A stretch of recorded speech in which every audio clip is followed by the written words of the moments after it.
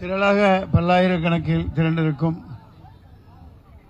நீலம் மாணவர்கள் அமைப்பின் சார்பாக இயக்குனர் ப. ரஞ்சித் அவர்கள் ஒருங்கிணைத்திருக்கும் இந்த கரப்பாம்பூச்சி ஜனதா கட்சி, காக்ரோச் ஜனதா பார்ட்டி இந்தியா முழுக்க நடத்தி கொண்டிருக்கிற, முக்கியமாக டெல்லி தலைநகரில் நடத்தி கொண்டு இருக்கிற மிகப்பெரிய இந்த போராட்டத்திற்கு ஆதரவு தெரிவித்து உரிய நேரத்தில்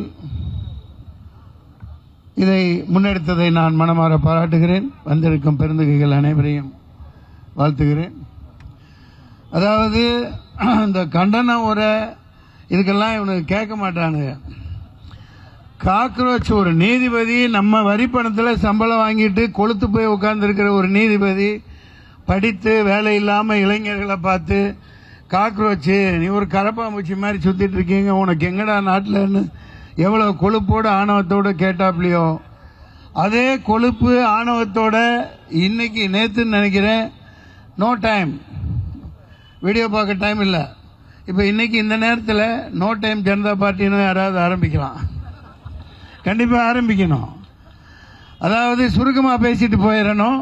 வெற்றிமாறன் பல பேர் இருக்காங்க. உண்மையில் சொல்ல போனால் வீட்டில் கக்கூஸில் பாத்ரூமில் கரப்பாம்பூச்சியில் கண்டா அடிச்சு கொள்ளு. இந்த பதவியில் இவிஎம்ங்கிற எலக்ட்ரானிக் ஓட்டிங் மெஷின்கிற டப்பாங்குத்து, இந்த சோழி உருட்டுற கோழி உருட்டுற இந்த உட்டாலகடி மெஷினை வச்சு இவனுக்கு பண்ற அட்டூழியை தாங்க முடியல. நாட்டில் அப்படி பதவியில் உட்கார்ந்துட்டு இருக்கிற இந்த போலி ஜனநாயகவாதிகள் என்ற கரப்பாம்பூச்சியை அடிச்சு துரத்து மண்டையில் அடிச்சு சாவடி. இதுதான் தெளிவாக சொல்ல போனா நான் கொடுக்குற மெசேஜ். இவங்க மயிலேனாலாம் இறகு போடாது, நெஞ்சம் பதறுது. நூற்றுக்கணக்கான மாணவர்கள் அடிபட்டு மண்டையில் அடிபட்டு ஆணி அந்த கம்பில் ஆணி வச்சிருக்காங்க, அதில் பிடிச்சி கிழிக்கிறாங்க. ஒரு காவலர்னு சொல்லப்படுற ஒரு பின்னாடி ஒரு பெண்மணியோட பின்னாடி பிரஸ்டத்தில் அந்த கம்பு வச்சு குத்துறாரு. இவரெல்லாம் காவலர். அதாவது காவல்துறையினருக்கே அவமானம் ஏற்படுத்துகிற ஒன்றை இந்த ஒன்றிய அரசின் காவல்துறை பண்ணிக்கிட்டு இருக்காங்க. ரொம்ப வேதனைக்குரியது. இது ஒரு போலி ஜனநாயகம். டாக்டர் பாபா சாஹேப் அம்பேத்கர் முன்னெடுத்த டிராப்ட்ஸ்மேன் கமிட்டியின் தலைவராகத்தான் நான் இருக்கிறேன். எனது கைகள் வேறு நோக்கி இழுக்கப்படுகிறது அன்னைக்கே சொல்ல இருந்தார், அதை படித்தேன். அதனால தான் அன்னைக்கே அவர் சட்டத்தை பாராளுமன்றத்தில் எரிச்சாரு. அது இந்த தம்பி வினோத் உணர்ச்சி பூர்வமா முழுக்க மன்னிக்கவும், புளியந்த மோகன் தானே, மன்னிக்கவும். முன்ன இயக்குனர் கவனிக்கணும், வர்றதுக்கு முன்னாடி அடிச்சு புலி போட்டு ஒரு வழியா நாசம் பண்ணிட்டார். இந்தியாவில் ஆண்டுகிட்டு இருக்கவங்க தூக்கு போட்டு செத்து போயிடலாம். இதெல்லாம் தேவையில்லாத ஆட்சி, தேவையில்லாத ஆணி. மாண்புமிகு முதலமைச்சர் அவர்கள் இன்னைக்கு எல்லா பேப்பர்லையும் எல்லா இதுலையும் நீட்டு தூக்கப்பட வேண்டியதுன்னு போல்டா அறிக்கை கொடுத்திருக்காரு. அவரு சொல்ல மாட்டாரு, சொன்னா நான் என் பேச்சவே கேட்க மாட்டேன்னு சொல்றாரு. உங்களுக்கு தெரியும், நிச்சயமா பண்ணுவாரு.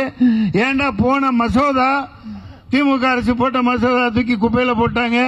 நீட்டு அதாவது யாரையும் குறிப்பிட்டு சொல்றதுக்கு வரல, 10 வருஷம் ஆச்சு. இந்த தம்பி சொன்னார் பாருங்க, பாய் தொப்பி, நம்ம தொப்பினா தொப்பிவாலா பிரியாணிப்பா, தப்பா எடுத்துக்காதீங்கப்பா.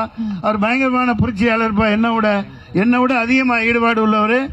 10 வருஷம் முன்னாடியே வந்து இங்க போராடி இருக்கேன் என் தங்கச்சி அனிதா செத்ததுக்காக.